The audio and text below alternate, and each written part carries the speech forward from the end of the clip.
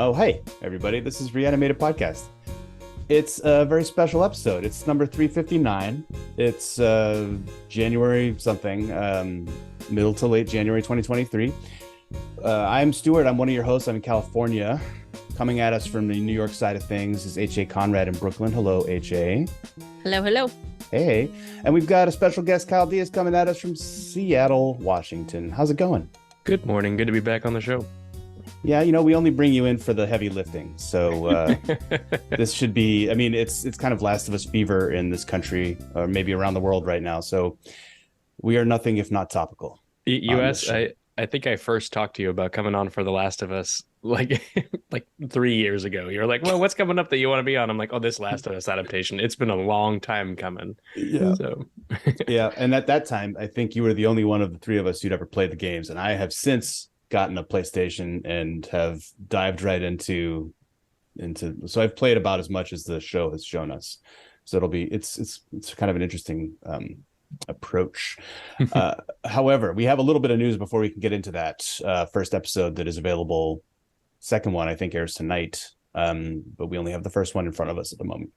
And the news, because it's been a couple weeks since we've podcasted, but the news that has dropped and then has had some reactions, which I thought was funny, is Fear the Walking Dead is ending after its 8th season. I'm sure Kim Dickens is super psyched that she agreed to come back on the show, and then they canceled it. Well, I don't know. Maybe that's why she decided to come back, because she knew it would be short-lived. I don't know. Yeah, maybe the offer was, look, I know you don't want to be on this show, but on the bright side, it's going to be over in 16 episodes. Right. So stick it out. And then responding to that news, Eric Kane, the angriest critic at Forbes, wrote a celebratory article about entitled "The Worst Show on TV is Finally Coming to an End." And if you recall, he also wrote, like, these are the 8 worst TV shows on in 2022, and it was all like prestige television shows. Like, he saves all of his ire for the most expensive stuff, which, yeah, expensive doesn't necessarily mean good. And Fear the Walking Dead was number 1 on his list, so it all checks out for him. What was funny about this, though, is he later had to come back and write an update to his article because he had angered so many people on the internet. And the update was really just to say, yeah, y'all suck. I'm right. You're wrong. Which, this isn't the Eric Kane show. We're talking about zombies, but still, Fear the Walking Dead has been so bad. Kyle, you'll be amazed to hear that we actually stopped reviewing it only like a year ago. We're not that good. Well, I remembered that at one point you guys were like, I guess we have to get back to Fear the Walking Dead, huh? Like, after we finished one of our series, and it did not sound like you were pumped about it. So I'm glad for you that you were able to stop.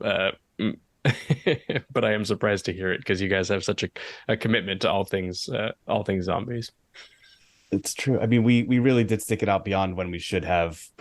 We should probably stopped after season 6, or probably we should have quit as soon as Garrett Dillahunt left the show. Yeah, once he said goodbye, I felt like that was the big sign. I mean, they were also getting paid, and he was the only. I mean, him and Jenna Elfman, that whole sort of storyline was kind of the only thing keeping me going. So yeah. I wish we had stopped there too. Well, you live and learn. It's not nice when the shows you love hurt you. And then we stopped loving the show. So it's gone. And Eric Kane is happy. Well, he's never really that happy. He's an angry man. As somebody who has not seen The Walking Dead and does not know much about Eric Kane, so I'm not passing judgment on the gentleman specifically or the show specifically, but I do fundamentally support the right to, say that things are bad. So, like, if he didn't like the show and he wants to write, an article saying he didn't like the show, like, I'm more on his side than all the folks, deluging him apparently with their comments about how much they like Fear the Walking Dead. Part of his rebuttal to their rebuttal was, look, yes, I haven't seen every television show on TV, but this one was really, really bad. And the thing is, what's funny also is the contrast. I think it was Eric Kane, if not him, his colleague Paul Tassi, who, when Fear the Walking Dead was in seasons 1, 2, and 3, they were writing that this was the best show on television. So they only go from extremes to extremes. And glancing through his list of worst shows of 2022, of which Fear the Walking Dead, as you mentioned, is number 1, I think he's kind of right. Like, there's a lot of bad shows on here, and but the worst, to call them the worst shows though, like yeah, there I are think definitely worse shows out there. there's a a hype to pay off relationship here that I think if something no one's heard of ever comes out and it's bad, it's not that big of a surprise. But like the Rings of Power, like it is extremely bad, and it's the most expensive, maybe like the most expensive single thing ever made. So it's, I don't know. I don't see anything objectionable here. Have you ever written anything on the internet under the nom de plume Eric Kane? Just curious. You've got me. I'm like Oh, Stephen King, Richard Bachman. Intrigue on Reanimated Podcast. We're unveiling. We're unveiling. I didn't know there would be such intrigue today, but thanks, Stuart, for lining that up. There you go. That's what we're here for, is to drop hot goss. Other hot stuff, H.A. Conrad, you have been breathlessly awaiting the Lockwood & Co. announcement. Tell us. So the full trailer came out, and I am really, well, first of all, they must have spent an awful lot of money because they have the Clash London Calling used, and I don't know what the rules are, but typically that's a pretty expensive get in terms of like for soundtrack. That's like a lot for a show. But, I'm a little worried now that I've seen the trailer. So we'll see what happens. There's parts of it that look okay, but the whole idea of this book series is that it's sort of like an alter universe where there isn't like a lot of technology and other things. It's supposed to be more like kind of like a steampunk Victoria, modern London, and it doesn't look like that's what they've done here. Maybe I'm incorrect, but obviously I'm gonna watch it, but there's things that they've done with it that I'm a little concerned about. And I will say my biggest concern is the skull in the jar, because it's supposed to be basically a snarky British dude. And they've made it into this weird, like blobby weird thing, and I don't know what it is. Like more mystical and things than it actually is supposed to be. So anyway, I'm a little worried, but maybe I'm wrong, but I kind of feel like I'm right to be worried.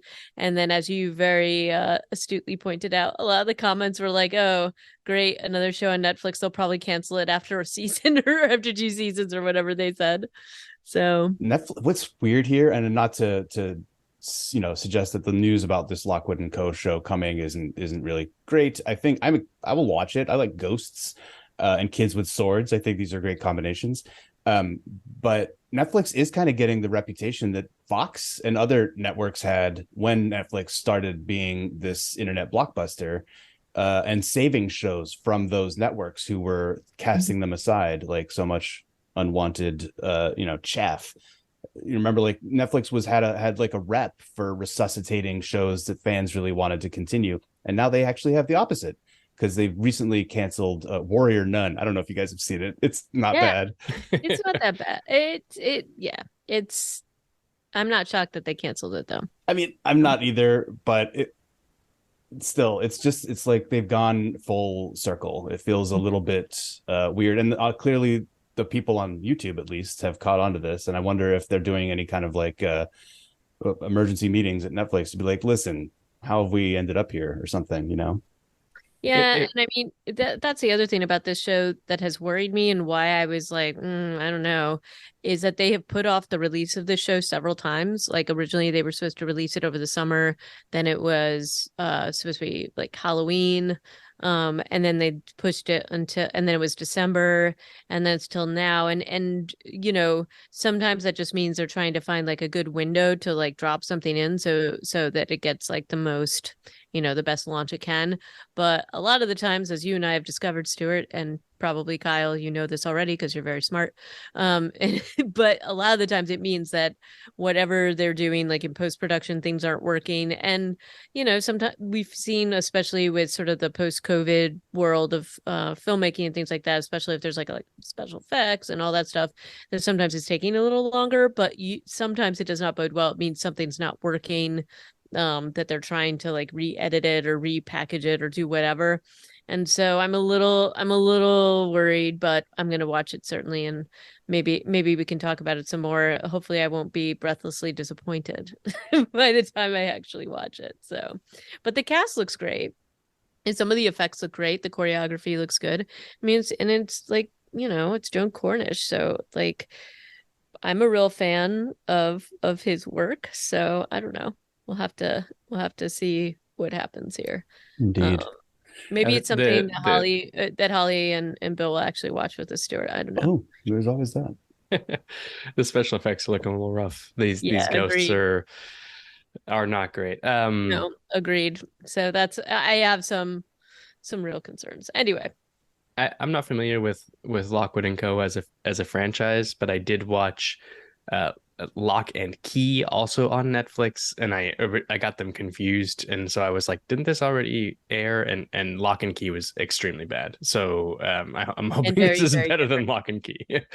Very, very different. I mean, if I had to sum this up into sort of like the book series is sort of YA, and I think other people, for your edification, Kyle, other people who listen to the show know that I originally bought this book series for one of my for my nephew, and I typically read these things ahead of time just because you just don't know if You it's can't just gonna. hand some random thing off. Yeah, I get that. And at the time he was probably a little young for it, because there's some kind of like scarier things, which again, it's always hard for me to judge because sometimes kids aren't at all bothered by these things, and maybe it's scarier for me than for other people. I don't know. So in any case, I was like, oh, maybe not for a little bit. But it was really well written and snarky and British, and these are all things I love. So and I thought he created a really cool world. So I was excited when they were doing the series, but I don't know if it can live up to what the books presented. So, It sounds so in any similar to Artemis Fowl, which is a book series that I really enjoyed yes, it as a definitely, child or as yeah, a teenager.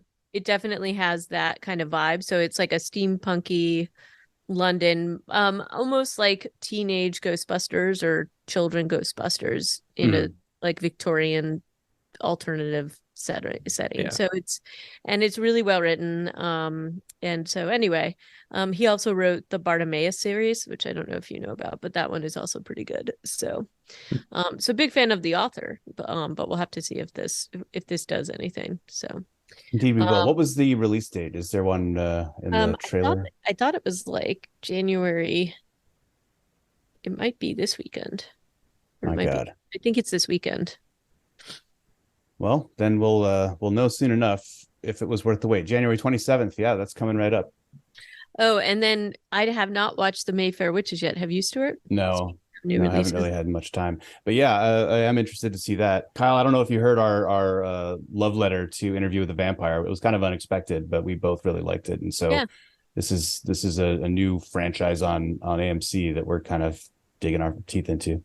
I've been waiting until I can watch the show, and then I was going to listen to your episodes as I went along. Cool. We're best as a companion show, probably. uh Well, okay, then the last piece of news that I found, which actually dropped in August, but watching Last of Us, I was like, you know what, this reminds me narratively of Days Gone, which is another zombie game on PlayStation. Well, it released on PC, I think, last year, and I think we've talked about how I was putting way too many hours into it. And it's like a motorcycle, I don't know, opera set in Oregon with zombies as a backdrop, and that apparently also got picked up for a film adaptation as opposed to a series. And you might remember that The Last of Us, they tried to Neil Druckmann tried to get it made into a movie and could not figure out how to do it, and so they ended up with a series. But this one, according to Deadline in August, is going to be made into a film written by Sheldon Turner and Jamie Fraser from Outlander. Sam Heughan will be, in theory, playing the lead role of Deacon St. John. Anyway, I don't know if you guys have remember that game, but it was a good story. I would watch a show or movie about it, assuming that they could pull it off. Is this the Well, one with the day-night mechanic? I believe there was a day. Well, no, that was Dying Light. Oh, okay. But I think there were day night mechanics in Days Gone also, just not as terrifying. Okay.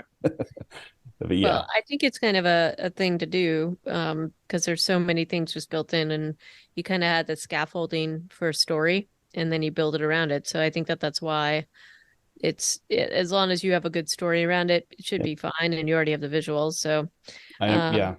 And I assume they're watching this Last of Us and taking notes if they haven't already got a complete, script.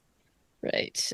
So we'll have to stay tuned for that. But honestly, lining up sort of the cast that they're lining up, I think some promising things happening. So we'll have to see how this unfolds. But are you two ready to talk about The Last of Us? Am I ever? It's been kind of hard to escape news about it lately. It does seem to be the darling of prestige TV right now. Right. It's kind of a quiet time for HBO, so they're really pushing it very hard. Yeah. Well, it's also, it's the winter months. This has been, I saw a real push starting to happen like at Thanksgiving, and then it's just been unrelenting, just full of all sorts of trailers and teasers and things like that. That being said, as everybody who listens to this podcast knows, I am a huge Pedro Pascal fan, and I'm really psyched to see him in this, and he is not disappointing me at all at this point. So when has Pedro ever disappointed you? Never. I'll watch him in anything. I mean, Wonder Woman sequel, he was good. The movie was terrible, but agreed. He's always good no matter what he's in. So, but in any case, this, I was really looking forward to this, and a few thoughts, but do you want to jump into the cast, or do you want to just jump into sort of the cold open? Well, I feel like we do need to talk a little bit about who made this. And there are two primary names. There's a lot of directors over the course of the series, but this episode is directed by one of the creators, Craig Mazin. We have talked about Craig before because we were really impressed by him. Nothing zombie related. Yeah, he wrote Chernobyl, and he was in Mythic Quest, and I think he was one of the writers' room in Mythic Quest, even though it doesn't even appear on his filmography. It's like he's not proud of it. But before that, though, he did a bunch of comedies. Like this guy has the craziest bio, 180 of any person in working in film today. I'm convinced. Until Chernobyl, you wouldn't have taken him seriously for this show. No, I remember he hosted for many years a podcast called Script Notes, which was a podcast about the art of screenwriting, I guess. And he co-hosted it with this guy John August, who's kind of a very working man, sort of just day in day out screenwriter. He wrote Big Fish, he wrote like the Charlie's Angels movies, stuff like that. So yeah, he wrote Frankenweenie, which was kind of like a passion project for him, which I always thought was kind of funny, given that it's called Frankenweenie. For years, the dynamic between these two was that John was the actual like accomplished screenwriter, and Greg was this kind of dilettante.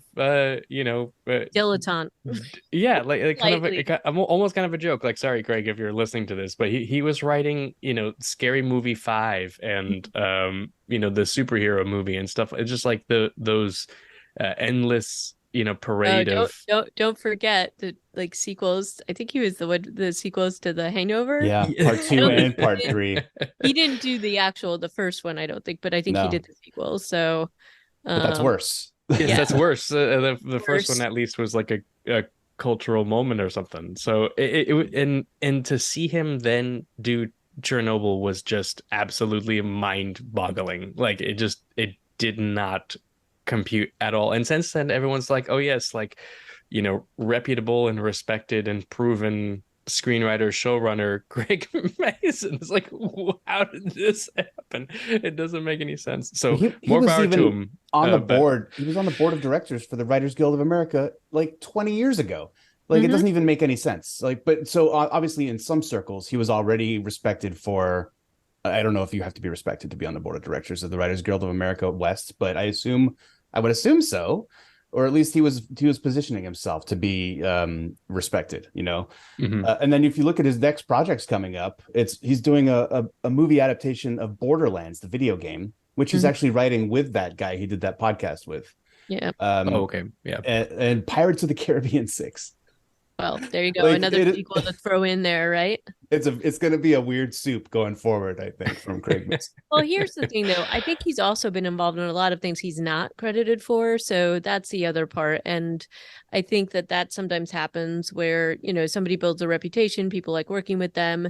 And his writing is, aside from the ones that we're laughing about, but, Chernobyl was a masterpiece. It was really incredible. So I'm all for the fact that he completely kind of turns us all into something else.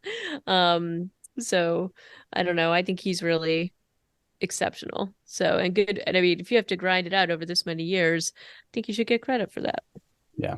And I misspoke. He's not writing Borderlands with John August. I believe he is doing one. He's doing the Pirates of the Caribbean with Ted Elliott, with whom he wrote a magazine about script writing for several years.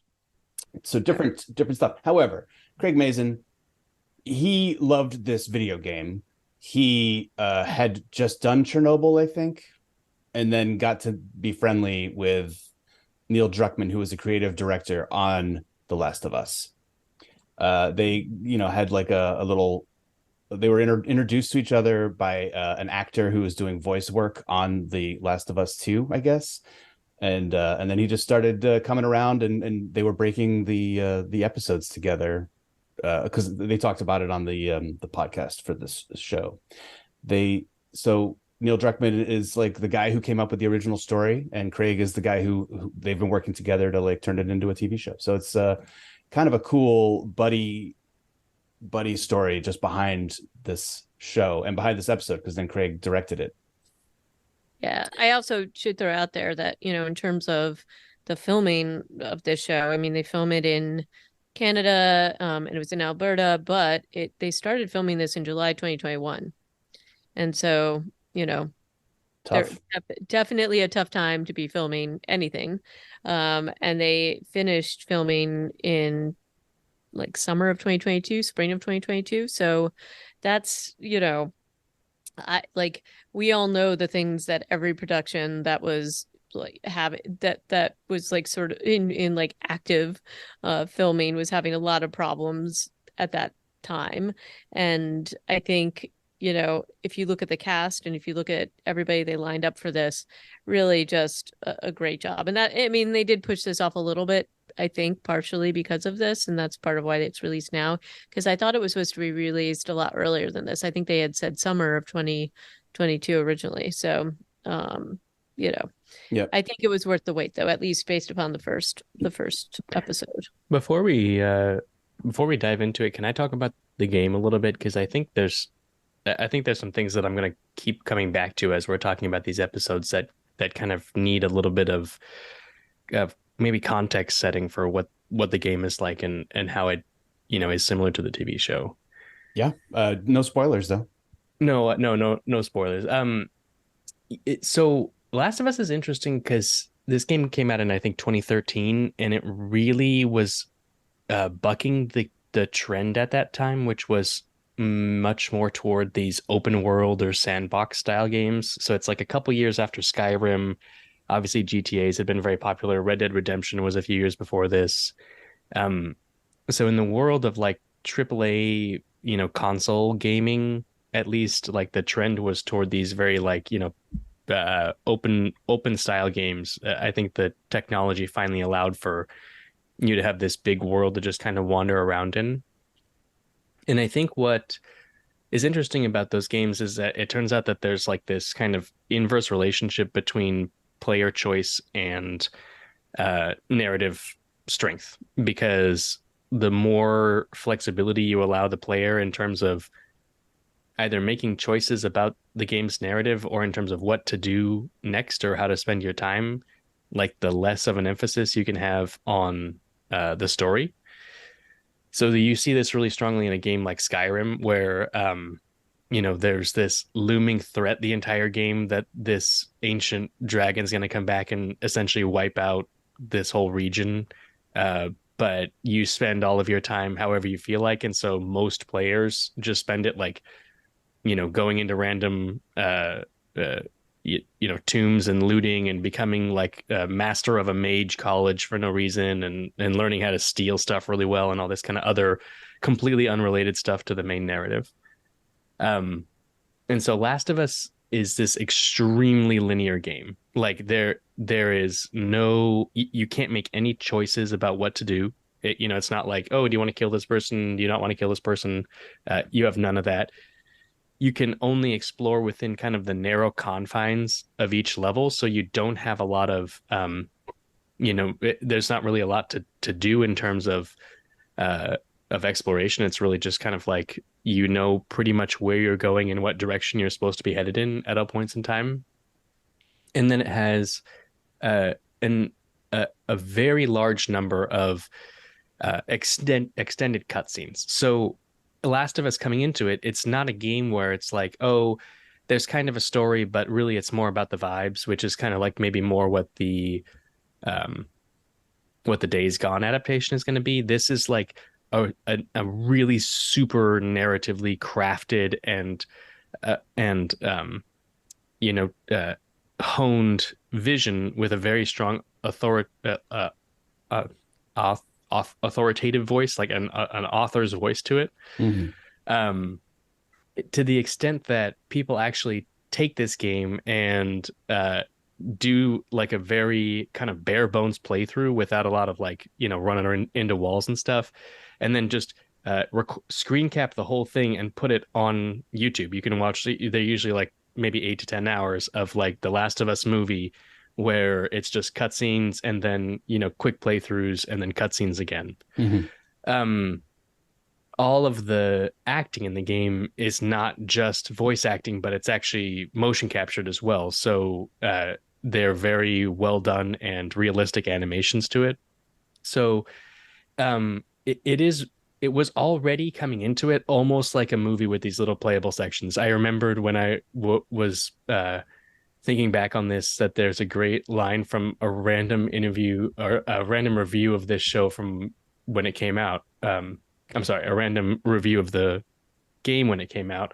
That reads, "It felt to me like a movie occasionally interrupted by my urgent need to move a dumpster around, because there's all these like level puzzles where you have to like find a ladder or like move a thing so you can climb up on it and get through a window and that kind of stuff." So I think it's fascinating to watch this show with that in mind, because there's a lot of stuff in here that's literally not just beat for beat, but actually like shot for shot recreations of stuff in the video game. So far, they have been extremely, hewing close to the original source material in a way that I'm not sure is sustainable, but is incredibly fascinating. And I cannot think of another video game adaptation into a movie or TV show that has hewed this closely, or that even could be this close to the source material, just because of what the source material fundamentally was, which was this, very focused linear experience of a game with such a strong cinematic viewpoint to begin with. So I just wanted to throw that out there at the beginning, and that there's a lot of stuff in here that is like eerily close to the game. And I think it's just a really, really fascinating creative choice to be that loyal to it.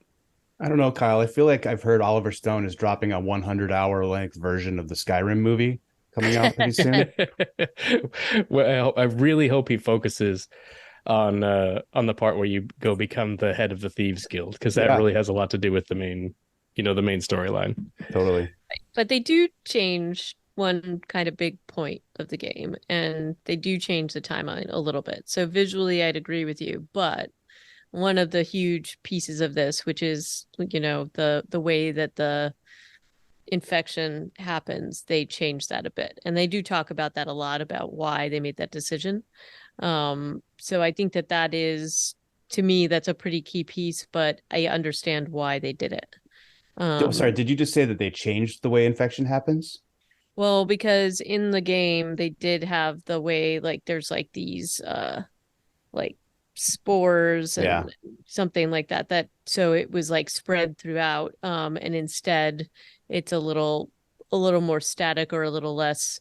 I mean, to me, spores are terrifying, so I don't know. Yeah. Maybe. So are you And spores? I'll admit to you, when I deliberately did not read. I read all this after watching the first episode because I've been trying to generally remain spoiler free, and so we can talk about this when we get into sort of the description. But there was one specific scene or two specific scenes where I was like, oh no, like what's going to happen here? And then I was like, oh, okay, they're not doing the spores thing. I guess not. Yeah, So I said I played the game, and there are spores, and in the game equivalent of this first hour of the show, you do run into spores in the game. You have to wear your gas mask, and like right, and they're not doing that here, and I guess it not. was giving me a lot of stress that people weren't doing that. So Okay. I assume they just didn't want to have these guys constantly throwing on and taking off gas masks all the probably, time. and I mean, I think that's part of why Pedro probably has that in his rider now, like no masks. Well, I know. All I could think was, he's like, I definitely do not want to do like a Mandalorian, like Yeah. like they do here. So he had his face covered for so much of that other series. So there was that, and then the timeline piece was kind of interesting to me, just like that they basically jumped the sort of initial like scene. Like it's probably like a decade off, right? Is that what? Because I think that the future piece in the game is supposed to be like 2033, and instead they make it 2023 and all that. So yeah, I didn't get a lock on when the game began with its cold open or its prologue. The game was 2013, and then the post-apocalyptic part was 2033. So they cranked it earlier by 10 years. Yeah, in they each just case. they just shifted it a little bit. And they've added, I mean, because the video game has these like prolonged combat sequences, like the finding Robert is like half an hour of fighting all these goons and getting away from Fedra at the end of the episode is also like a fairly, for me anyway, it took a while of like going through all these tunnels and dodging patrols. And they, by comparison, managed to do it in like, I don't know, 10 minutes in the show. So they do have to like trade off some stuff that works better as a video game in favor of things that are going to work narratively a little bit better. And so they added they've added a whole section at the beginning of the show. So at the beginning of this episode, it's 1968, and it's a Dick Cavett style talk show with two scientists, maybe two epidemiologists, and a host. And just these three actors right off the bat, I was like, this is awesome. We've got Big Head from Silicon Valley as the host, John Brenner. And then you've got Josh Brenner, John Hannah from The Mummy, from everything. He's from Four Weddings and the Funeral and Sliding Doors. The Classics. Mummy. I love him so much. And it was so good to Christopher see him. Heyerdahl also, who is a terrifying he has played terrifying characters, I should say. Yes, he has. Hell on Wheels. I cannot not think of him not think of that show when I see him, because he was just a very scary Swedish fan of arithmetic and murder on that show. So these three guys, they're just like throwaway appearances, but they set the tension scene so well, because John Hannah as Dr. Newman goes kind of on a little bit of a rant about fungi and how terrifying they are. And then I think the way that they framed this scene and shot the members of the audience kind of sitting there motionless, staring almost like they were zombies. I don't know, but it sets up a real vibe to go into the show with.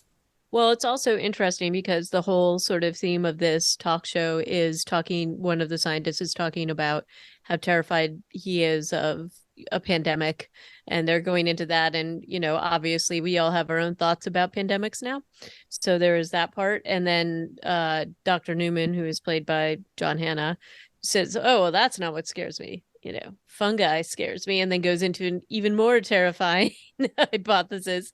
And what he is describing is basically the cordyceps fungi that we saw in Girl with All the Gifts, the fungi that takes over ants and basically kind of keeps them alive so it can spread itself and will like do really crazy things and has control of the body. And they call it the zombie fungus a lot. And basically gives a horrifying scenario where that could happen to humans. And the thing that he specifically kind of locks into is the fact that, yeah, right now they can't survive if in temperatures over 92 degrees. So obviously humans are not good hosts. But he was like, imagine if the world shifts its temperature a little bit, and so they adapt, and then you're not talking about a hypothesis anymore. And so really well shot scene. I also thought just right off the bat, the cinematography is beautiful. It looks gorgeous, and they set the tone. This is supposed to be 1968. The set looks exactly like that kind of talk show. So really, you already you can see the production value right away. And I thought a good job at just setting the table for the world we're about to get into. So that was super elegant way to do like essentially a plot information dump, because it lets them do that first part, the whole first sequence, without having to do any real explanation. You don't have to have that, like, newscaster, they're saying that they want to seek out human flesh or anything like that, because you already have the seeds of the plot, or of the setup kind of preloaded in your mind from this little thing. So I thought it was a really well done little sequence. Yeah, the audience these days is a little more savvy to these sorts of things, and we've been watching those news clips and hearing them on the radio for decades, and so they definitely nod to them in the next section, the prologue section of the 2003 section of the episode. But you can have a much more subtle hand, and so yeah, that section really does, the first cold open really does help there. Do you guys did you admire the title credits as much as I did? I thought they were really good looking. they're beautiful. Like cities and roads, and then little people all made out of CG mushrooms or fungus, but still, it was cool. Yeah, it looked really good. HBO just like can knock out an amazing title sequence like no problem. It's ridiculous. Yeah, pretty great. So then we go to 2003, and this is the section. 2003 is the section of this episode, as Kyle described, which is basically shot for shot, and a lot of the dialogue is ripped directly from. And there's some of that in the next section too, the 2023, but this is the section where they almost 100% go for the game. You can do a screen. I mean, there are screen side-by-side comparisons already on the internet. You don't have to go far to find them. This is the part of the game that, as the game player, you play as Sarah, who in this show is played by Nico Parker, who's English, and that always blows my mind. It's never going to stop. So sorry. And she is Tandy. No.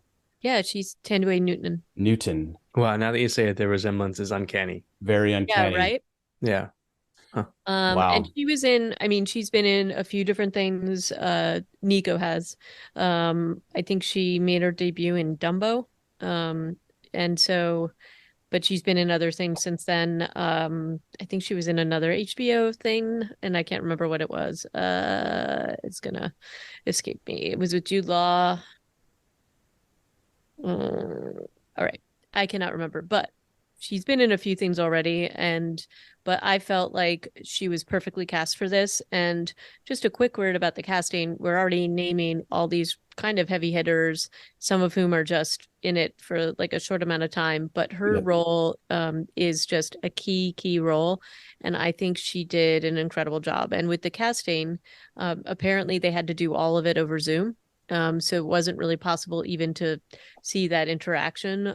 But I really thought that her interaction with Pedro Pascal was excellent. Like, you buy everything about these characters, and it does a really good job at setting up that relationship and what we know. And we know a lot more about Sarah, especially in these early scenes. So yeah, and they do add some scenes for her because in the game, she basically wakes up when he comes home from work after that double. So that all of that, like going to school, going to the watch store, all of that is new for the show, and it's great. And if you didn't know anything about the game, you would be a little bit like fooled that the series is going to be about her, because she's very much the central role at this part. in this. But she hasn't been on any of the posters, right? So I know, but I'm just saying for those people that may not, come on, play with me here. Play with me here. but it's like the Negan and Maggie show. Yes, Where's yes, Negan's wife? yes. Where is she? She's not on Yeah, any of the art. exactly. But it, but for those of us who did know or do know, and probably most people watching this would know, it's already heartbreaking because she really makes you like her. She is a really likable character. She shows you who she is right away. So I thought that was just an excellent cast decision here. The opening sequence of the game is kind of a classic because it drops you into the role of Sarah. You have no introduction. There's no like, here's how you move, here's what buttons you push, nothing like that. And you have no weapons and you have no heads up display, so no health bar or anything like that. And you literally just have to kind of explore and figure out what's going on while you can hear all this unsettling stuff happening outside. And so when the climax of this scene happens, you're basically coming at it from the perspective of having been inhabiting this person, playing as this person, and having that person be your whole viewpoint. And so they did a really good job recreating that here by keeping the filmmaking firmly focused on her viewpoint as well during this whole opening sequence, and really kind of making you become invested in her little day-to-day things. You kind of wonder what's she doing, like taking the money, like is she stealing from her dad, but then she's actually using that money to fix his watch. Like there's all these little kind of like day-to-day things about how she lives her life and their relationship and their existence and stuff like that are really well done and well honed during that sequence. So the kind of reluctant relationship that she has with the neighbors, where she like goes over and keeps them company, but also like doesn't really love it. Kind of wishes that she could do something else. But it's also the whole interaction between her and her dad, where they're both basically selling each other out to the neighbors because both of them feel uncomfortable around the neighbors. And yes. so the neighbors offering them these biscuits, and Joel is like, yeah, I just went on the Atkins diet, and then sells her out and is like, oh, she'll go over and spend all as long as you want with her, and so that was, I thought, again, in this very tiny little scene, it reveals so much, and their rapport with each other and their trust with each other in the scene is excellent. So just a really good job. I mean, exactly how they feel when they're interacting with the neighbors. But they're still kind. They're still like Sarah is still kind and is still they're kind, happy to go over ish. It's that awkward thing where it's like they're very nice, but maybe that's not exactly what she'd like to do. And so there's that whole awkwardness, but they're both, they're nice people and they're nice to their neighbors. So there's contrast this by the first time you meet Mr. Adler in the game, he's already a zombie. Like, so you get all this kind of background, like he's just a nice guy who's being a nice neighbor, even though maybe you don't want to hang out with him and his mother or whoever's mother that is.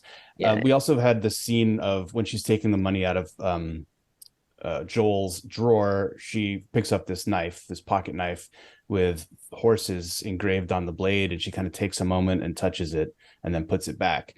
And that blade, a still from that shot, made it into this post on Twitter that HBO Max did, that I brought up to AJ and Kyle just before we started recording, because they put up a post with these 4 stills and they say, look closer. One of them is of Grandma Adler in her wheelchair looking out the window. One of them is of that knife, and then there's 2 more. As we go through the show, we can address them. But in the podcast that goes that HBO has released with this show, Craig Mazin said that they'd put all these like breadcrumbs in, the things that will pay off later. So I think that that will be quite interesting to see as we go forward. One other thing, I can't remember where I read this, if this is like an official like thing that you're supposed to be reading into it, or if this is like a fan theory, but something I read talked about how the cordyceps infection may have come from a contaminated batch of flour, and that's why they don't get Oh. it because he refuses the biscuits, and later Sarah doesn't eat some cookies that she's offered by the Adlers. Right. Indeed, they are raisin cookies. Like she asked, hopefully, if they're going to be chocolate chip, and no, they're raisin cookies. Yeah. Oh, So maybe Joel's Atkins diet, real or or fake. excuse, saved him He also from doesn't getting bring home infected. birthday cake later too, so another way to avoid it. Oh So yeah, that's Oh right. gosh, yeah, I've seen that flour being thrown around too, and I had not made that connection. That it's interesting. It's possible. Uh, so when we catch up to where the game begins, the night that Sarah has gone home, although we've already had like a pretty disturbing scene when she's picking out that DVD and Grandma is in the background out of focus. That was very okay. unsettling. So that was the part where I was like, "Oh God, is there going to be spores here?" And I didn't know, So I was really like, just her even being in the house, I was kind of feeling I wasn't sure if they were going to do something differently with her character, but I just kept getting stressed out about it. And there's also the dog element where, you know, the dog is definitely not excited to be in the house near Grandma. Yeah. So I thought either the dog was going to get infected. I don't know. I was just waiting for some spores that just never happened. But that was and also she's all out of focus when she's spazzing out like that, right? Yeah, yeah. I And should not then, be but spazzing luckily out. Sarah gets out of the house. Freaking I think it must be hours later before anything really kicks off, though. Even in the Adler home, because it's 2 a.m. the next time she goes over there, right? And it's that's when things have really gone off the rails. Versus whatever time it was. It was 3:14 when she's in the clock shop. Which, if you're interested in what the Lebanese lady was saying to her husband in the watch shop, it was like, I just got off the phone with my sister and she says something is crazy. Something crazy is going on. So she doesn't actually have a lot of information, in case you were curious. Thank you, Reddit, for translating the Arabic. I thought she would have a little more information than that. I also looked it up and I thought it was saying something a little bit more intense, but no. It doesn't take a lot. No. So the 2 a.m. wake up, what's his name? Joel has come home from his long shift. It's 10 p.m. They start to watch a movie together. She falls asleep. He puts her to bed. Tommy calls, and it's like, I've been arrested and I'm in jail in Travis County Jail, which is just outside of Austin. So that gives you like your location. We kind of knew they were Texans already. Well, at least they talk about being Texan later, right? Yep. In the game, Tess refers to him as Tex, I think. Isn't that right, Kyle? Does that sound familiar? Yeah, it does. So they're in Austin, or maybe they're outside of Austin, because they also talk about going into the city, right. And maybe that's how Grandma Adler got infected. So they're somewhere in the suburbs, perhaps. Right. Austin, when it was still cool. And I think it kind of has to be that because, again, they're filming up in Canada. And that is one thing I will say, having, it doesn't feel like Austin, but feels enough like it that you can kind of make that work. And then we'll talk about the next location in a moment. But yeah, it gives you a pretty generic setting, just normal suburbia in terms of the houses and things like that. It could be any neighborhood. It's a little bit like Black Summer in that way, right? Yeah, well, because it's filmed in the same neighborhood, even potentially. Right, potentially, yeah. Yeah, a lot of glass at the Miller house. And we should also mention who's playing Tommy is Gabrielle Luna, who was Ghost Rider in Marvel Agents of S.H.I.E.L.D. and has had a bunch of other parts. But this was a race swap for these two. They're kind of just like nondescript American white Caucasian men in the game. They are now two Latino men, same names, Joel and Tommy Miller, wife of Pedro, or Sarah's mom, unknown in the game and in the show. Although Sarah also was quite pale in the video game. Yeah. So none of this had any material impact on anything. I just thought it was an interesting set of choices. Yeah, Gabriel Luna is a perfect Tommy, in my opinion. He's in what we've seen of him so far, he's really inhabiting the role very well. That's cool. yeah, it makes zero difference to me. Not that I know the storyline, but why not? Why not make this family?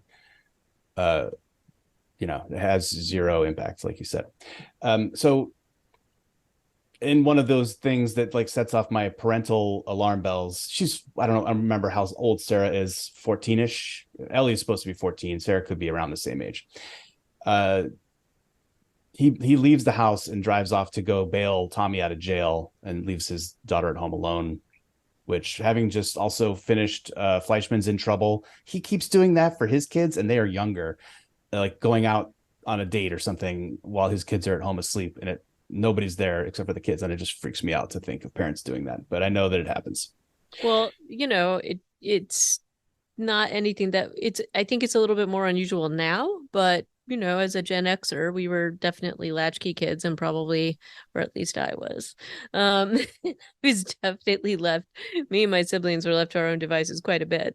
A little slightly different, but it's clear that this is something that just by necessity has to happen because he works late and she's quite independent. I mean, she's going off to random watch stores to get things fixed, right? That's true. She is independent. And she's meant to be 12, at least her character in the game is meant to be 12. Okay. I don't think I was staying by myself overnight anywhere till I was maybe more like 16. So it struck me as a little, it freaked me out too, Stuart. Without a single adult nearby. I mean, maybe the Adlers. I mean, especially while sleeping, like, sleeping is like a different form of, there could be fire, stuff happens while you're sleeping. Well, it does, but I mean, I don't think he would have left the house if his brother hadn't been in trouble. No, clearly there was a good reason for him to go. Maybe take her with you. I don't know. Yeah. Well, to the jail. But I think it's something that, again, and part of why that he's used to doing it is he comes home late and then he comments on the fact that she's actually locked the door. Yeah. So she's home alone quite a bit, I would suspect. And that's just, he's not going to wake her up and take her with him in this scenario. But, and we all know it's going to happen, but if they're sort of going along their normal lives, it speaks to the insight of this character of Sarah, that she's noticing that things aren't right. So that's why I tend to agree with both of you. I do remember, like, when my mom would work night shifts and things like that, we would not have like an adult after a certain point, and probably as young as 12. Wild. And it was more of a, hey, we had the neighbors that if anything happened we could call them and things like that, but we didn't necessarily always have an adult there. So ratcheting up the tension in this scene, not to undermine the ratcheting up of the tension of your childhood, HA. No, all good. Ratcheting up the tension of the scene, in the game, she doesn't know where her dad is, and he could be out getting Tommy from the county jail, but he turns out to be home. He's just like out in the backyard. It's not really clear what he was doing outside in the backyard, potentially fighting with the zombie neighbor, but he comes back in very quickly. In the show, we don't even know, like, he could be miles away. They show up kind of in the nick of time sort of scenario, but she is basically just out in the streets trying to get Mercy, the dog, back to the Adler's house, and then walks in. Okay, can we talk about this part too, by the way? This is not maybe showing the best insight or awareness, right? If a dog is acting like that, probably a good idea to not go in further. And then say you see a lot of blood on the floor. I don't know, maybe time to go home and call someone. I just don't think a normal person would continue moving into the house. That's just my own point of view, but Mercy the dog knows what's what. I mean, Mercy the dog does know what's what, and then gets away from Sarah. She's trying to take her into the house. This is that part of the horror trope where, everybody's yelling at the screen, like, don't open that door, don't go into that kitchen, don't approach the bleeding man. It's exactly, that's the normal thing, but they do it anyway. Luckily, these zombies, because we meet then Grandma Adler with the weird mushroom tendrils coming out of her mouth, very great effect. She is fast but uncoordinated, and we see that again later in this sequence, or later in the sequence when during the restaurant run through, which is another kind of terrifying scene. So running full tilt, but like then checking themselves off of door frames and sprawling out, which is the only reason why Sarah survives this scenario. Right. And again, yeah. I was having I was having like adrenaline rush because I'm like spores. Like when I saw the grandmother, and then later I'm like, oh, okay. I understood it more after we get to the future, but figuring that wasn't a thing. But here I was still like, Sarah even comments later. She was like, how do we know we're not infected? But anyway, yeah.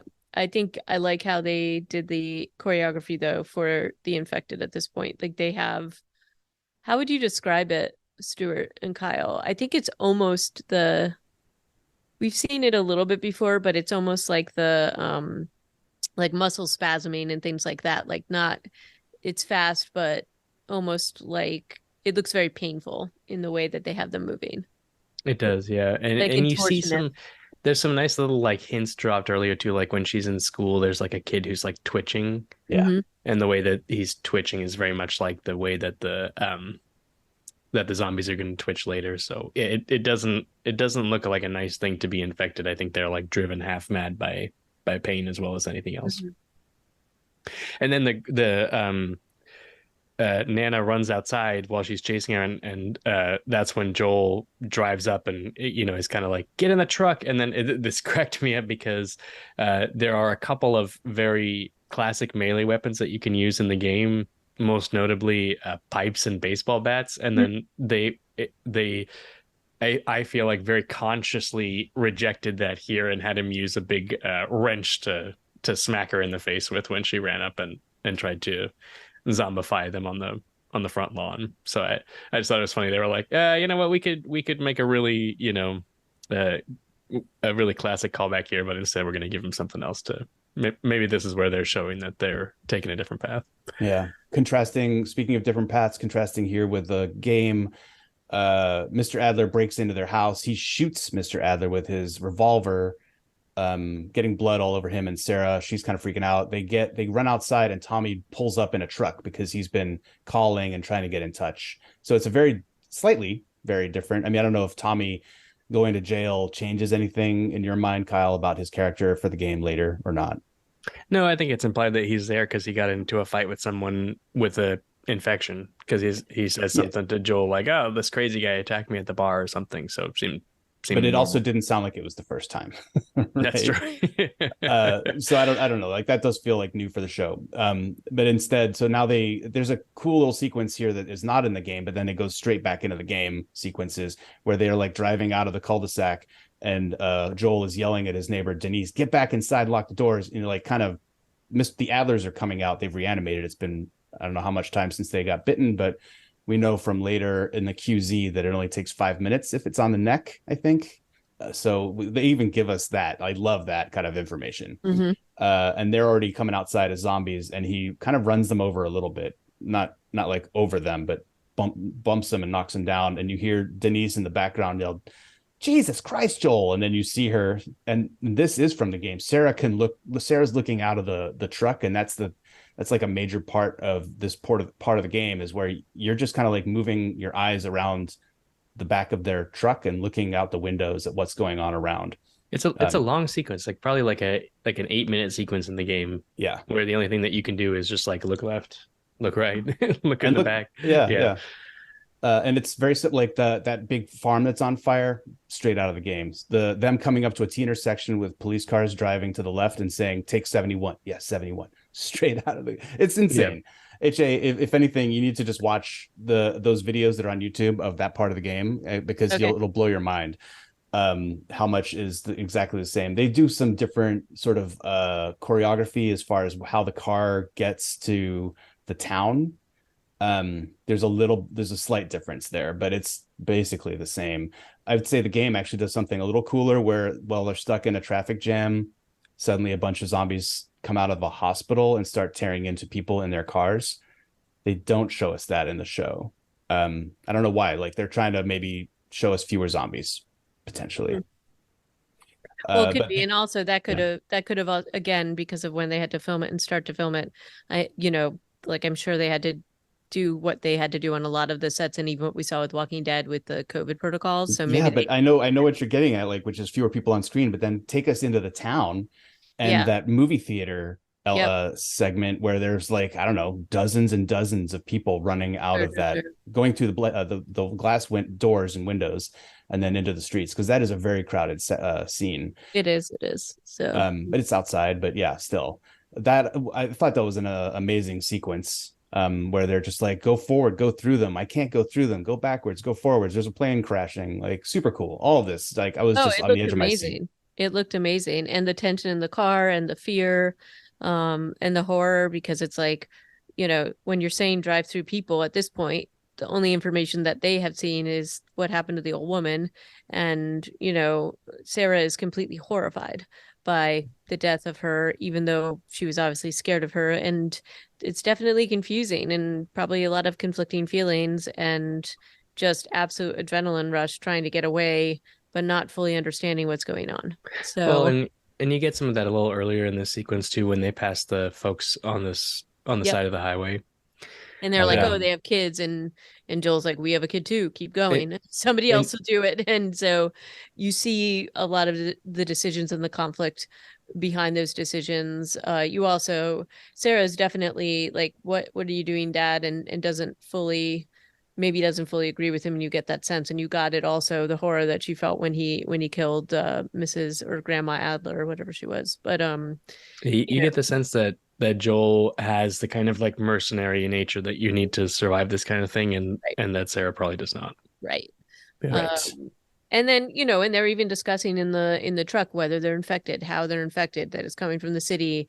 Adlers went into the city a lot because of Grandma, so maybe that's how they got it. And so there's also a lot of slight amount of wishful thinking, because thus far they don't know that much about what's happening, but they're hopeful that they don't have it, or they just feel like they need to believe that they don't have it, because what would that mean, since Sarah just spent like the whole day with the Adlers? So they're also, while they're being realistic in some ways, they're also putting the blinders on in other ways, at least as far as we know here. And so, well, sounds kind of familiar given COVID also, right? Like, how do you get it? What do you have to do? I think it was a quite deliberate scene, and it's meant to hit those notes, right? Yeah. And it's, although the game had some of that, I think a little bit parts of it were added, but not that much. Like, it was kind of already there, that sort of paranoia. The scene of Joel carrying Sarah through the alley and then through like to that patch of zombies and then through the restaurant, way scarier in the show. In the game, you can hear them behind you, but you don't have to. I don't know, Kyle, if you've played that recently, like, did you stop and look around to see what was coming behind you or not? If I remember right, they do sometimes like come and grab you, and then you kind of like have to like mash a button to like push them back off of you or something like that. Okay. Which always seemed a little hokey to me, because I was like, oh, these zombies aren't that scary if you can just like push them away with your forearm, and then continue on through. So I definitely think the one really intense zombie chasing them through the diner is well, they even set it up in a horrifying way, like when that zombie, he's like feeding on some people, and then he catches like the movement and sees them, and the way that he hones in on them is horrifying. And then backlit by those headlights, and it's a really nice setup. And it's really, and just the way he turns his head, and then with the chase, and he's having muscle spasms. So even again, similar to Grandma Adler, even though he's very fast, he can't really control his body. So there's like these muscle spasms that are happening all over the place on his body, and really powerfully. And a lot of the time he's not even in focus. So you're kind of just seeing like these moments with him, and it's almost more horrifying the way that they have filmed this. And I thought I was really stressed out by this. And unfortunately watched it right before I had to go to bed. So I had some really cool dreams about chasing. I'm sure you did. But and that's not even the worst thing that happens, clearly, because then we meet a young soldier who is ordered to save them initially from the zombie. Yeah. So clearly he gets different orders once he calls it in. And this is the great tragedy, one of the great tragedies of Joel Miller's life, where Sarah I think it is the pinnacle great tragedy, though, in this scenario. Who knows? He's got lots of story left. tough road ahead of him. Yeah, he does, but this specifically sets up his whole relationship down the line. Totally, it's definitely going to set up a lot of what we have in front of us. Sarah doesn't make it. Tommy saves Joel anyway, in both cases, in the game. And it's like, this is again, like shot for shot, pretty much the same. And that ends the second sequence of the show. And we then jump forward 20 years. And I do wonder if 20 years was the right number. And I know some people have commented and said like 20 years is enough time for like things to be established and new things to grow. And, you know, when you get into the future, you've got this analog for Fedra, and you've got the Fireflies fully established. But 20 years. 20, I think it's 25, no? 20, it's just 20. When you go from Pedro Pascal saying he's 36, where I'm like, bullshit, you know, no thing. I don't. But then he also doesn't look 56. Like, no, he's one of those people though. So you never know how old he actually is. Maybe so. But I just feel like it could have been 10. And okay, then but before we jump to this, I just have to say the death of Sarah is heartbreaking and awful and bloody, and like she's shot in the belly, which is one of the most painful things that apparently can happen. And really, it's the way the scene is so horrific, and so it's like, and it's deliberate, I suspect. Like they cut so quickly from that and her death to the next segment. So it's really, again, I think an excellent editing and storytelling mechanism that they do here. I also think they spent the perfect amount of time here. Yep.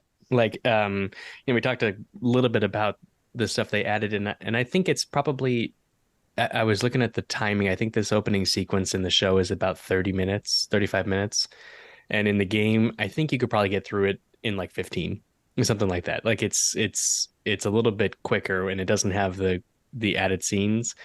But at the same time, I can imagine that there could have been a strong impulse to try and make this sequence the entire first episode, just because it just is a natural, demarcation point between those two things. And ending your first episode with this scene without having any, created by Craig Mazin flashes on screen.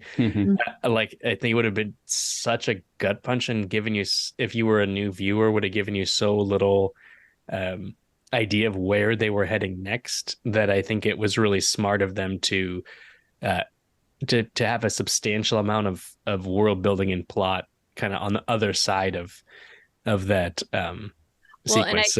I think they were supposed to actually this is two episodes combined into one. That was Craig and Neil's, like, that was their initial pitch. It was the HBO executives, you don't hear this very often, who said, no, let's combine what you have as your 1 and 2 and do it as your 1. It wasn't going to end right here. It was going to end after you see Joel dumping the body of the kid into the fire. Oh, Jesus. Well, that's back-to-back dead kids. And that was their argument. They were like, guys, I don't think anybody's going to come back for episode 2. Well, and then that's, and we get into this new world that they're in Boston. And again, doesn't feel like Boston to me, but, I guess it could really run down Boston. I mean, it's a CG version of Boston from a distance. The kid is new for this, for the show. The kid, like, walking in, you're not sure what the story is. There's a pretty incredible scene here with when he's getting like processed in his intake. And there's 2 scenes like this in this section of the show, which I thought were both really cool. Where you don't understand the implications of the scene until a little bit later. And it doesn't, it's like a nice way of not treating the audience like they're dummies. And in this case, it's this woman saying, what if I told you, if we're going to give you a little medicine, then you can have any food and all the toys, et cetera, et cetera.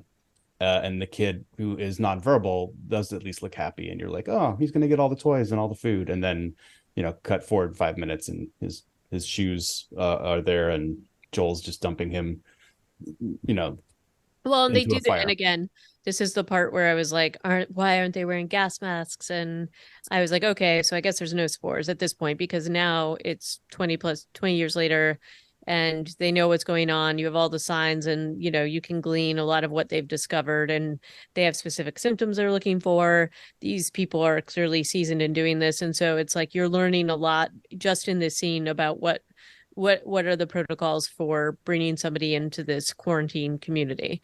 And so and the little monitor goes red, and then of course, as we figure out later, that's not a good thing. Not a good thing. So The but intake again, soldiers, the woman who's talking to the kid, her compassion is really horrifying in a way. Mm-hmm. Like it's much more horrifying than if they just scanned and then were like, ah, and then you just Yep. I could imagine they're just a cut there to the shoes coming in, or a gunshot or something like that. But the way that she really does try to sit with the kid in the last seconds there is Yep. really sad. Yep. Yeah, it's heavy. What doesn't really jive here is not to keep saying in the game, but I'm going to say it in the game. I mean, that's kind of one of the things I was saying at the beginning, though, is that they're inviting these comparisons. By being so, kind of close to the game, they're making this kind of thing inevitable. Sorry to interrupt you, Stuart, but no, you're right. Yeah. We meet up with Joel kind of when he's waiting for Tess, or he's in the house, kind of like, and Tess comes back from her next scene where we meet Tess. So in this, he's at this like terrible job, and then he's going to ask a Fedra guy about another terrible job with cleaning up feces, I think, the next day. In the game, he is a smuggler. He doesn't seem to have a shortage of resources. And even in these few sequences we see with him now, like he has enough juice to skip the radio line. He's selling drugs to the Fedra guard. Those are new for the not in the game sequences. It's kind of a weird juxtaposition to have him getting in line for these like menial jobs, but also being a member of the black market. Did you feel any kind of weirdness with that or no? I didn't, because I felt like he's doing these things in some ways to keep busy, in some ways to gather information. And I think at this point, he's doing basically everything he can because he knows he's going to mount a rescue to go and find his brother. His brother's missing, which we figure out a little bit later. I think he just has his hands in everything and is willing to do things as horrible as putting dead bodies into the fire, like just to get the cash and resources he needs. So I didn't find it jarring, but I think that they're trying to build a picture of him at this point. It's cover too. They build a pretty strong image here of Fedra as this kind of authoritarian government that's really cracking down on anybody who doesn't seem to be doing these kind of things. So I can understand why he has to appear to be a normal member of society in that way. Right. And even when he's doing the drug, like making the sort of connections, he's trying to build a, view of himself or a view for others to see him as. So, oh, hey, I'm willing to take anything. And he takes the literally shitty job. So I think that's about right. So, yeah. Okay. That works for me too. This is, we then kind of, after him selling drugs, Hydra something to the Fedra guard, he's looking for a truck. He's looking for Tommy, as you've mentioned. He gets a map and he wants to go to Wyoming to find Tommy. This is not information we have in the game. Then we are introduced to Tess and Robert. And then this is the second scene in this episode, or this part of the episode, where again, you don't really know what's happening for a little while. It takes a few beats because at first it's like Robert seems to be the one in the hot seat. And in fact, throughout this sequence, Tess has the upper hand in this negotiation, even though she is the one who is there against her will and has been beaten up, and Robert seems to have all the cards. It's a really interesting setup, I think. And you get more of it as it goes on. And Anna Torv is awesome. Again, is it just, with Fringe and whatever, she just really likes Boston shows, I guess. She is incredible. I am so excited for her to be on this show. Great. What's weird is that the woman who played... Sorry. What? Sorry. No, I'm not laughing for any reason. She's not incredible? No, but no. I was gonna make a spoilery comment, but I stopped myself. Oh, well, yeah, don't tell me if she dies. I don't want to know. But I mean, I was glad to see her Mindhunter, glad to see her more stuff now anyway. Yeah. She was so good on Mindhunter. I haven't watched Fringe, but she was so good on Mindhunter. Another show Fringe, that Netflix canceled. Fringe was actually like, there's some rough patches, but overall she's always phenomenal in it. So, and it's got a great cast. So it's a guilty pleasure, I'll admit, to some extent, but yeah. Anyway, all I've right, seen continue, one Stuart. person talking about how they wanted the woman who voiced Tess in the games to have played her. She is like 46. Her name's Annie Wershing. And she is she's a screen actor as well as a voiceover actor. And so I don't Well, know if that would have worked. the woman who plays Marlene is the same Yep. in the film or in this show in the game. Yep. She Marilla said that she Dandridge. showed up to like audition for it. I wasn't clear if she'd gotten the job. She was. Yeah. Yeah. Cool. Yeah. This is there is something here that I'm a little bit worried about as we go a little further into the show, and I'll be really fascinated to see how they handle this in the upcoming episodes. The narrative here is it gets a little bit video gamey in terms of it's like, okay, we want to go like, rescue Tommy. So first we're gonna need a car battery. So go here and fight these guys and get the car battery. Oh no, the car battery's not there. Go here and fight these guys and get the car battery. Okay, we need a map. Go here, fight these guys and get the car battery. Okay, now your next job is to go to this other place.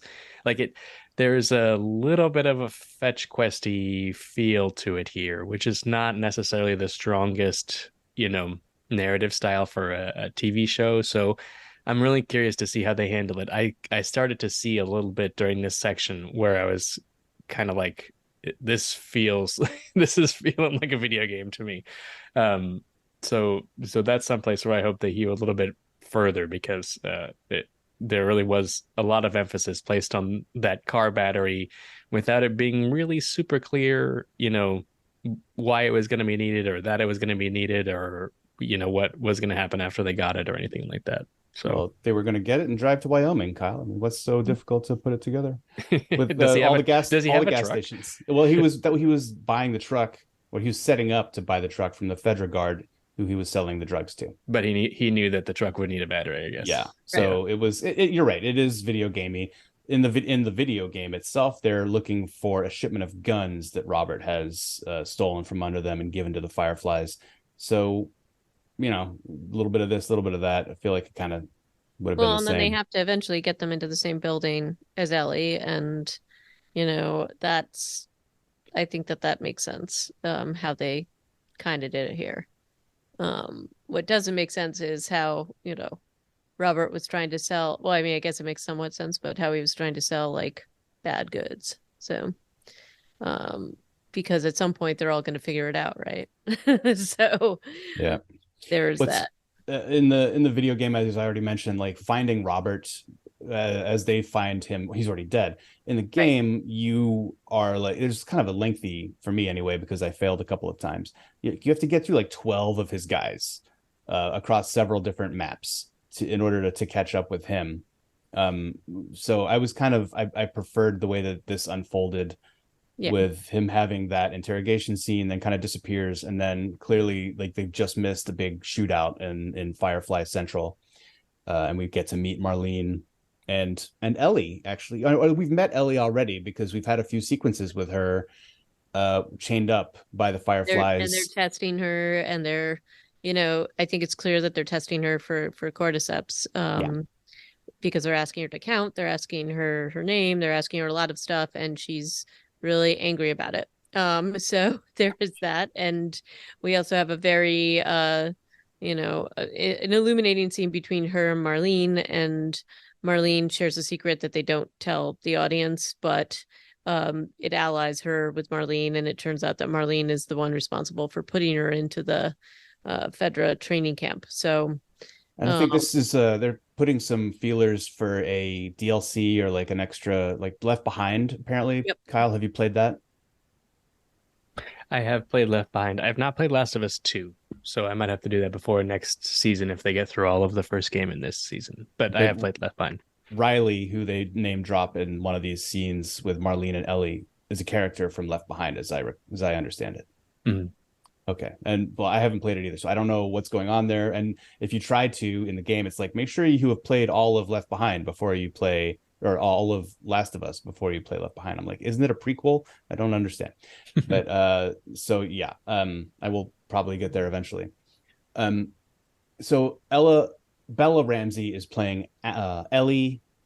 Ellie was originally voiced by Ashley Johnson, who is like a 32 2-year-old woman, so that wasn't going to work out. They couldn't get her to come back. Troy Baker also voices Joel Miller in the game, and I don't think he does anything on screen, but he voices just about everybody that you've ever heard on video games and in cartoons. He's and a also very common voice. Maisie Williams was actually originally considered for the Ellie part, but she had aged out by the time they got here. And I somehow had in my head that Pedro Pascal and Bella Ramsey knew each other from Game of Thrones, even though they were in totally different seasons. Different seasons, and he was dead for a long time. And he was dead for a really long time, but they definitely have a lot of chemistry already from the get-go, even if it's somewhat negative chemistry, because they conflict with each other just because they're kind of similar personas. But it's I thought even off the bat their interactions were really good.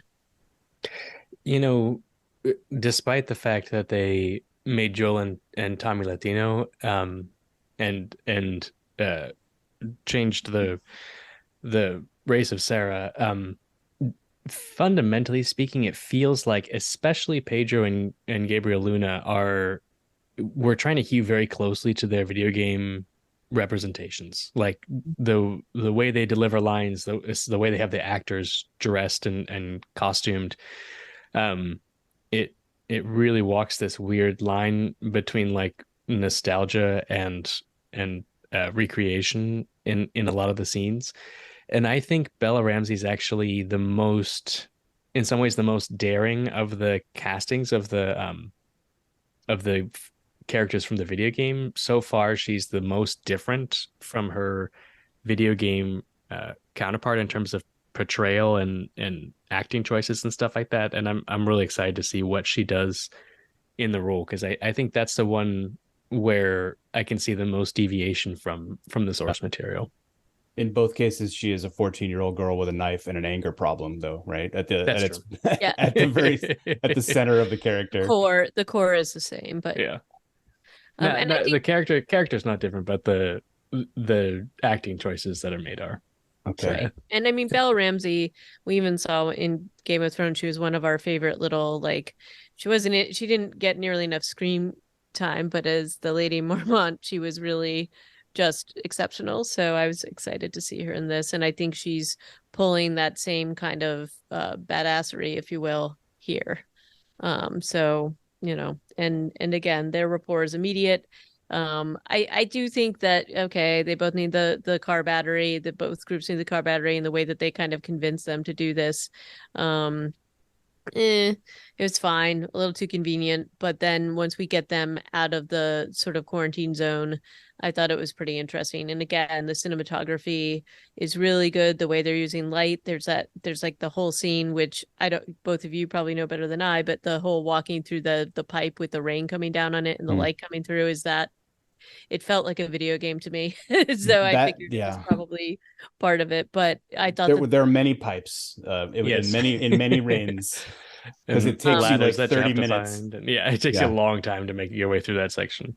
Right. And then this sort of like ending where they sort of leave this, where they're bringing her to be sort of rescued out or brought where the Fireflies need her to be brought, is when they run into the guard that Joel has been dealing with before.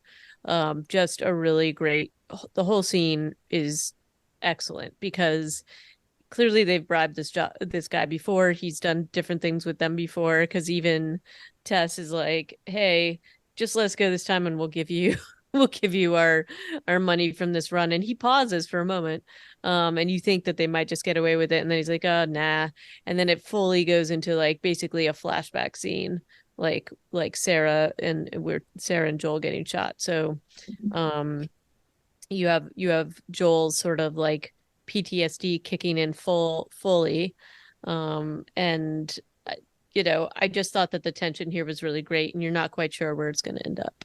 They made a couple of changes here that I think are really smart. One is that I really like that Joel has a connection to the guard. So we've seen them interact before, and we get the sense that they have some history. In the video game, it's just like some random guards. So it's nobody that you've been introduced to before. And you just murder them all. Or you just murder them, yeah. And then, sorry. The other thing I really like here is that the way that they did the flashback, it's kind of implied in the game, but it's certainly not explicitly shown the way that it is here, where you kind of enter his point of view and see that he's literally seeing stuff from the past. Mm-hmm. Um, and it just kind of underlines, the motivation for his actions during this scene and why he would protect this girl that he just met. Um, and the emotional impact of that hits home a little bit more. And I think it kind of continues on through to the revelation to Tess and Joel about why Ellie is important, because in the show we kind of know this from the scenes with Marlene, but we don't in the game. So in the game, you pretty much just like kill the guards and then turn immediately to talking to Ellie about the bite on her arm and stuff like that. But in the show, it's all kind of fuzzed out and far away and distant to Joel because he's still stuck in this weird, like, kind of like post-traumatic stress induced haze. And so it just kind of moves the focus from this plot point to an emotional point in a way that I really like. And I'm sorry, because we did jump over a very key scene, which is the bonding of Joel and or the sort of reluctant bonding, Yeah, I wouldn't call it bonding yet, but yeah, they're spending time together at least. It's bonding in a conflicted way, but it's still there. It's because, I think he's resisting resisting building a relationship with her because he's very shut down. But they're in his apartment and she's discovered this little key with like these songs, and different genres mean different things. So he has like a Billboard chart thing, I guess, to figure out which songs they are. But it's like in code, and 60s, I forget what it is. 60s is all good or no news. 70s is something else, sort of benign, or there's new stuff on the street. And then 80s has a big red X next to it, which Ellie rightly assumes is negative, and she's trying to get him to tell her things and kind of tries to trick him, and does. And they just have this, they're clashing, but he's definitely, he's interacting with her in an interesting way that absolutely plays into this scene where he ends up protecting her because he's obviously dealing with some unresolved emotions about his daughter's death. That scene also a shot for shot, line for line recreation from the video game, and it was a very weird scene in a video game because it's this completely actionless moment. It's not very common that video games just take a few minutes to just chill out like that in the midst of the gameplay. So also a very memorable thing that sticks in a lot of players' minds. So right. And then I would also say that they've really done a good job at building up the information the audience knows, because when the guard is testing them with the scanner, they're like on their knees. You can see that the scanner is green when it hits Tess and when it hits Joel. And then you don't see what it does when he's kind of interrupted because Ellie freaks out when it tests her, and we know why a little bit in a few minutes. Because Tess picks up the scanner after the guard is kind of down for the count, and it's red. And so we get into this whole and we know that means cordyceps, and goes into the very, as you said, the explanation about her bite, but the focus is on the fact that Joel has just beaten the pulp out of this guard. And you can also see that Ellie is really, they're sort of impressed by the fact that he has done this. She's not horrified. Yeah, so she's into it. She's almost like, I don't want to say gleeful, but she's definitely supercharged by the fact that he's done this. Yeah. So that you can kind of see, I don't want to say, is it admiration? Yeah, basically. Yeah, it's that, and it's like this guy killed a guy for me, and that's cool because I have not had that person in my life yet. Yeah. So that is definitely I think a key scene between these two characters, and just to set up something between them. You certainly get the impression that's why Tess also is a fan of Joel, because he probably has killed people for her, based on the stuff between her and Robert earlier in the episode. So the three of them make their way further out of the QZ perimeter to the tune of Depeche Mode something. Apparently that song has jumped to like Yeah. 500% on Spotify All right. since the episode came out. I am a huge fan of Depeche Mode and Music for the Masses, which that album is. I maybe the Billboard thing would have helped him for you know, to figure out what that song is, but I don't know that you would know that it was called Never Let Me Down Again. I knew it was from the 80s. I guess that like a lot of people were downloading this after the show came out and all that, but I don't know that people would automatically have known. The Um, synthesizers alone, no? maybe, but I don't know. I know that Craig Mazin basically said he was like a huge fan of the song, and the lyrics are deliberately giving you a bit of a hint about where uh Ellie and Joel are going to be going. But it just was an interesting choice. Though I'm very happy for Depeche Mode, getting a little bit of a kick. Not that they needed it. Not quite like the Kate Bush story from Stranger Things, but it's just kind of funny that people are discovering this now. But that kind of takes us to the end of the episode. But I do want to, we didn't talk about it yet, but things that I'm loving about the production in this show include hair and makeup. They all look terrible. Anna Torv is like the least hot I've ever seen her, and that's difficult. She's a very good looking lady. Pedro Pascal you could just probably roll him around in dirt and he'll still look fine, right? Like he's just got that gruff thing. Sarah looked like a little angel all along. But so pre-apocalypse, right? Yeah. Yeah, and yeah, then, no, that's what I'm saying. Like the contrast is deliberate and good. Right. But then what everybody is wearing in the QZ, even the Fedric guards, it's like ratty and threadbare. Mm-hmm. I love this detail. I'm a huge fan of people looking messed up in the apocalypse, and this is kind of what I want. There were not very many jokes in this episode. And even the jokes in the beginning about like, where she's getting her money, I sell drugs kind of thing, are a little bit sad because you kind of know what's coming. But one thing that did genuinely make me laugh out loud is when Marlene's like second in command, I think her name's Kim. Mm-hmm. She's like, I can take him. And Marlene's like, Kim, you don't have a fucking ear on your fucking head. And he cuts to the side of her head and she literally has had her ear shot off. And I thought that was hilarious. And the makeup was like perfectly gory, but it just made me laugh out loud that she like literally did not have an ear on her. Well, and it's also, you don't quite see it. So the reveal is just crazy, but yeah, also, exactly. Like you feel bad for laughing, but she tries laugh. So hard, Kim. She does. She doesn't really know what's going on. She's kept in the dark, but she's trying to be a good soldier. But she doesn't have an ear. I think we're pretty much at the end, but is there any other parting comments that you guys have about the production value of the show, the script writing, anything to leave on? There was one scene we didn't talk about, just like there was like a funny line between Marlene and Ellie when she's giving her a little bit of background about the fact that she had dropped her into this little training camp. And Ellie is just like, "Are you my mom?" And Marlene's like, "Do I look like your mom?" And it is very funny the way that they play it. And so Bella Ramsey's response to that was very well played. Yeah. Yes. You don't. No, you don't. So again, I think that the cast is great and they have great chemistry.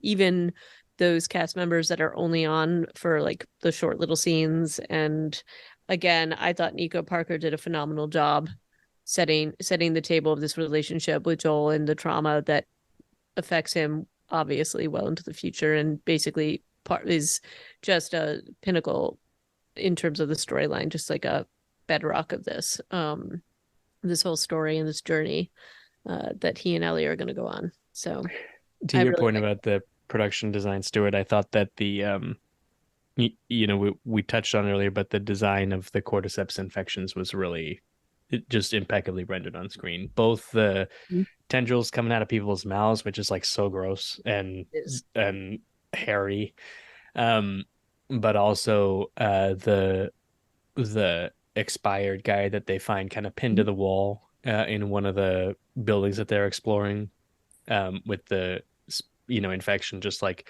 radiating outward from him. It really reminded me of Annihilation, the Alex Garland film from a couple of years ago, and is like this weird mix of like horrifying and weirdly beautiful in a way as well, and just like it just got me. So I think they're doing a great job with that. Some of that stuff comes directly from the game, but it's even more effective here, I think. Well, and I think we, at least if you watch sort of the trailers as they show like the ongoing episodes and things like that, it gets even worse or better or whatever you want to call it. Horrifying, I guess. Fungi people.